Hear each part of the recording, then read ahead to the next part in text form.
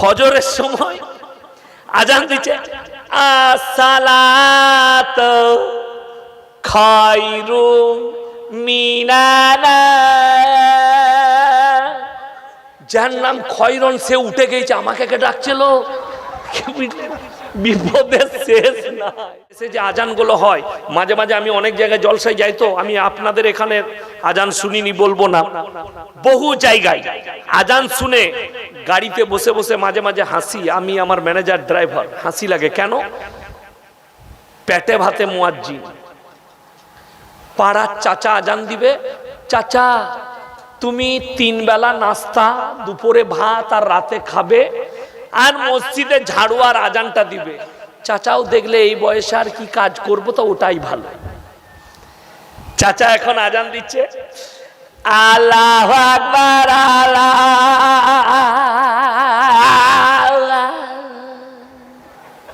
ই কি আজান?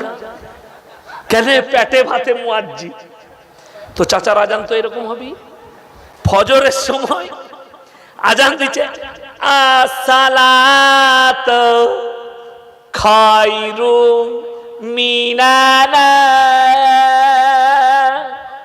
যার নাম খয়রন সে উঠে গেছে, আমাকে কে ডাকছিল?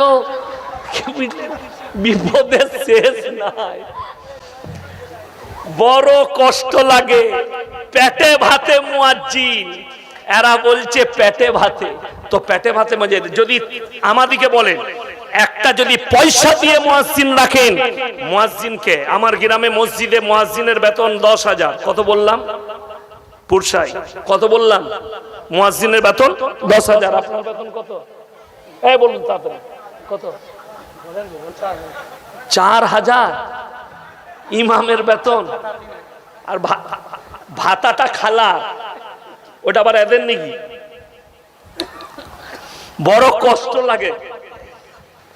আমাদের মুয়াজ্জিন যে আছে সেই ছেলেটা মোল্লা, আমাদের ছাত্র তালবিলিম, আমাদেরই স্টুডেন্ট এখন যে আছে, 10,000 বেতন। আল্লাহু আকবার, আল্লাহু আকবার। কি শুনলেন? আর চাচা আজান দিচ্ছে, আল্লাহু আকবার, আল্লাহ। ই কি আজান? ও তো 3 কিলোমিটার টানছে। আপনি তালবিলিমকে বলুন একটা মাদ্রাসার, আসসালাতু খায়রুম মিনান নাওম। বুঝতে পারলেন না? পারলেন না? কত সুন্দর হলো। আর চাচা আজান দিচ্ছে, ও সকালবেলায় যদি আবার সর্দি লেগে থাকে, কি বুঝলেন, এক জায়গায় দেখলাম মুয়াজ্জিন ব্রেক লাই মাঝে মাঝে। চাচা কি বুঝলেন, আল্লাহু আকবার, কি বুঝলেন, এমন চাচা ব্রেক ড্যান্স মারছে। এইগুলো আজান সমাজ মজাক বানিয়ে রেখে দিয়েছেন। খালি পয়সা বাঁচাতে গিয়ে, পয়সাটা খালি ইমামে বাঁচাতে চান, পয়সা খালি মুয়াজ্জিনে বাঁচাতে চান, পয়সা খালি মসজিদে নামাজে বাঁচাতে চান। এইখানে এসে বলে নামাজ পড়াতে গেলে পয়সা লাগে, মাদ্রাসায় পড়াতে গেলে পয়সা লাগে। বড় কষ্ট লাগে। তাইলে কে বললো তোমাকে স্কুলে পড়তে গেলে টিউশন পড়াতে হবে? কে বললো তোমাকে টিউশন পড়িয়ে পয়সা লাগবে? আমাকে দেখাও কুরআন হাদিস থেকে। আর শুনেলেন, যারা বলছে মাদ্রাসায় পড়িয়ে বেতন নেওয়া যাবে না, তাদের দিন বুঝে আসেনি। যে বলছে সে গুমরা, যদি নামাজি হয় তাও গুমরা। যারা বলছে মাদ্রাসায় পড়িয়ে, মসজিদে পড়িয়ে, নামাজ পড়িয়ে পয়সা নেওয়া যাবে না, আল্লাহ রাসূল সাল্লাল্লাহু আলাইহি সাল্লাম চলে যাওয়ার পরে আমিরুল মুমিনিন সকাল বেলায় নিজের মালগুলো নিয়ে বেরিয়ে যাচ্ছেন ব্যবসায়। সাহাবীরা বললেন, হে আমির, হে আমিরুল মুমিনিন, আপনি যদি ব্যবসায় চলে যান, আমাদেরকে দিন শিক্ষা কে দিবে? বলে, চিন্তা নেই, আপনাকে ব্যবসা করতে হবে না, আপনি আমাদেরকে দিন শিক্ষা দেন, বাইতুল মাল থেকে আপনাকে আপনার সংসার খরচ দেওয়া হবে। জোরে বলুন সুবহানাল্লাহ। সেই দিন থেকে বেতন চালু হয়েছে, আজও চলে আসছে। আপনি যদি বলেন আমি এটা মানি না, তাহলে তুমি বেঈমান হয়ে গেছো, তোমার ঈমান চলে গেছে যদি তুমি আবু বকর সিদ্দিক রাদিয়াল্লাহু তাআলা আনহুকে মানতে পারোনি। হযরত আলী, উসমানকে, উমরকে যদি আপনি খলিফা হিসাবে মানতে না পেরেছেন, আপনি বেঈমান হয়ে গেছেন। এটা লিখে নেন, ইসলামী শরীয়ত সম্মত আপনি বেঈমান, আপনার ঈমান চলে গেছে। এটা আমি আমিরদের কথা শোনালাম, আমিরুল মুমিনিনের কথা। তাদের কাছে সংসার চালাবার পয়সা দেওয়া হতো। এখন বলে দেবো মানুষের ইনসাফ। অনেকজন বলে যে হুজুর জলসা করতে গেলে রেট করে পয়সা নেন কেন? বীরভূমে রেট নাই, বোনের বিয়ে দিয়েছি, আর বীরভূমের সঙ্গে আমাদের ঘরোয়া সম্পর্ক, বীরভূমের সঙ্গে আমাদের বাপ বেটার ঘরোয়া সম্পর্ক। আমি তো তেগরিতে এর আগেও এসেছি, আসি নাই, জলসা করে গিয়েছি, তো আমার সঙ্গে ঘরোয়া সম্পর্ক, এখানে রেট করে। কাল সকালে যেখানে হরিশ্চন্দ্রপুরে জলসা করব, 25,000 টাকা নিচ্ছি তার কাছে। সকালে 10টা থেকে 12টা টাইম আছে, 25,000 নেব। রাত্রে যেখানে চাঁচলে করব, 20,000 টাকা নেব। 20 আর 25 কত? একটা প্রাইমারি স্কুলে মাস্টারের বেতন কত? কথা বলতে পারেননি? হ্যাঁ, আমি ইয়াসিন জীবনে 1 টাকা রেট করে নেব না, ফ্রি জলসা করব। পশ্চিম বাংলার মানুষ আমার চ্যালেঞ্জ অ্যাকসেপ্ট করতে পারবে না।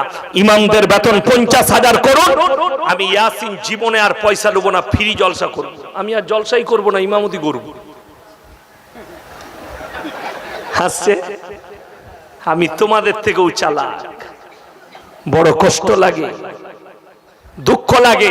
একটা জলসা করছে আপনাদের বীরভূমে, আমি গ্রামের নাম বলবো না, আমাকে বলছে হুজুর একটা বাংলাদেশের বক্তা বলে দেন না।